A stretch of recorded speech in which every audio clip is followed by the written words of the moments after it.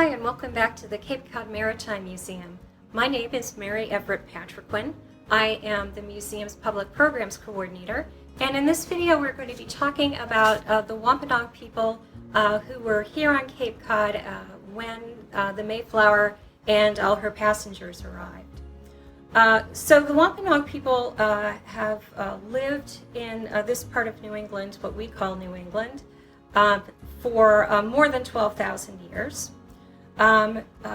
We are not exactly sure how many people there were, of course.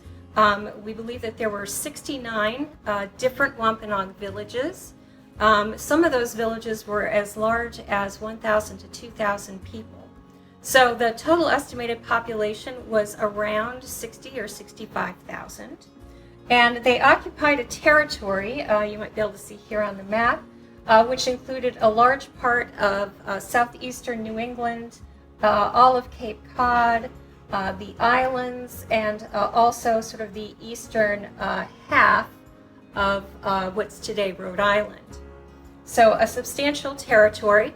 All of the villages operated more or less independently. There was a leader who was chosen largely by consensus and acclaim.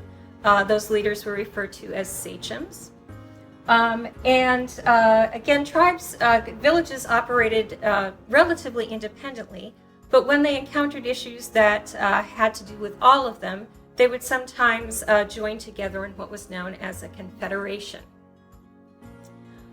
In Wampanoag society, men were considered the takers of life, so they hunted animals like deer, bear, rabbit, wildfowl.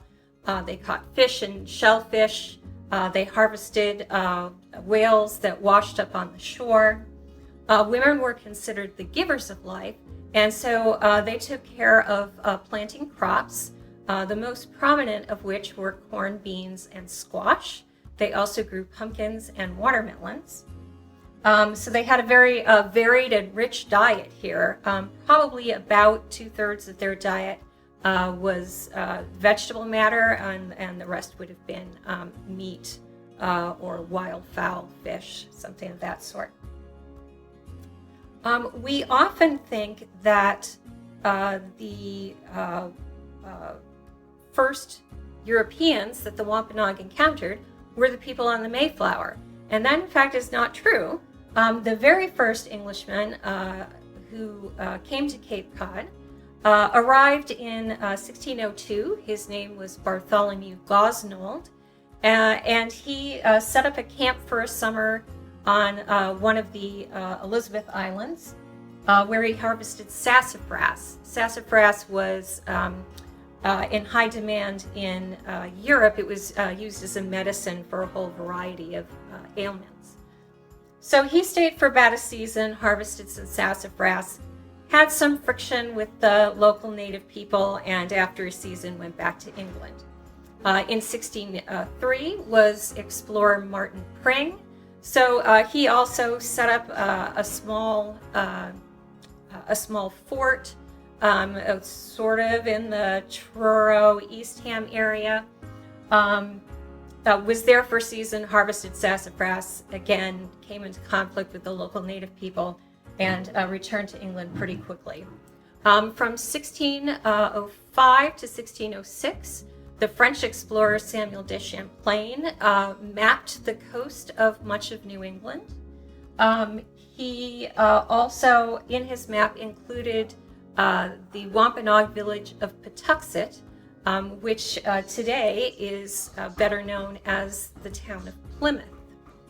So, but we can see very neatly drawn on his map a whole series of little Wampanoag weetus or houses.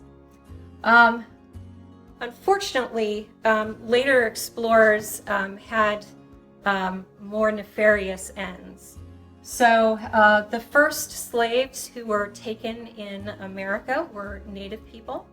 In 1611, the explorer Edward Harlow abducted 29 men from all along the coast from Maine to roughly Cape Cod, and sold them into slavery.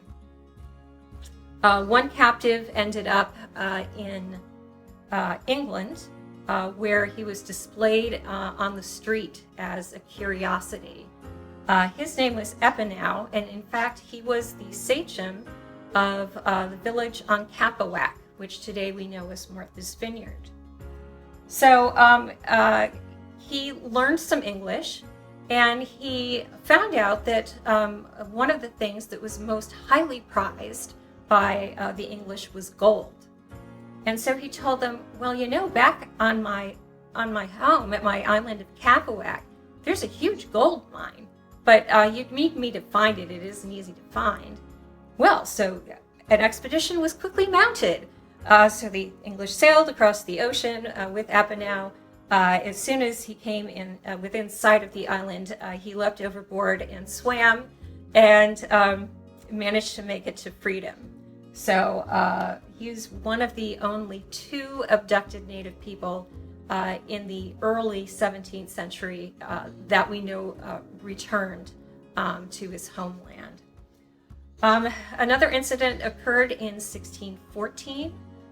English explorer Thomas Hunt abducted 20 men from the village of Patuxet, and another 7 from the village of Nauset, which was sort of out towards East Hammond Provincetown. One of these men was named Tisquantum. They were sold into slavery in Spain. He did eventually make his way to England, and from there did actually come back to North America.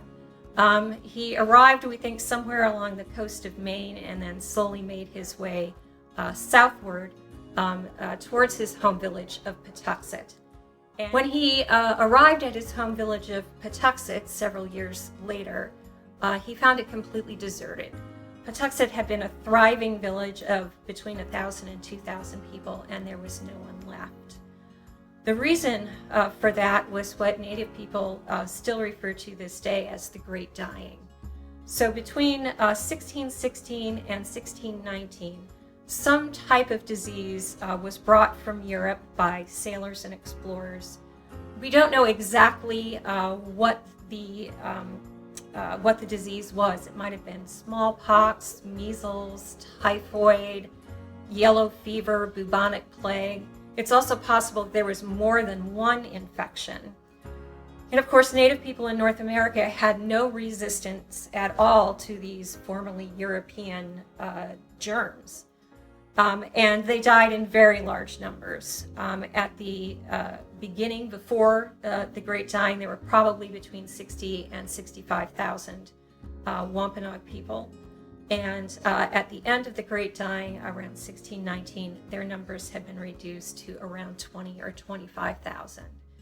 It was calamitous, and it altered the balance of power between the Wampanoag people and their neighbors, the Narragansett.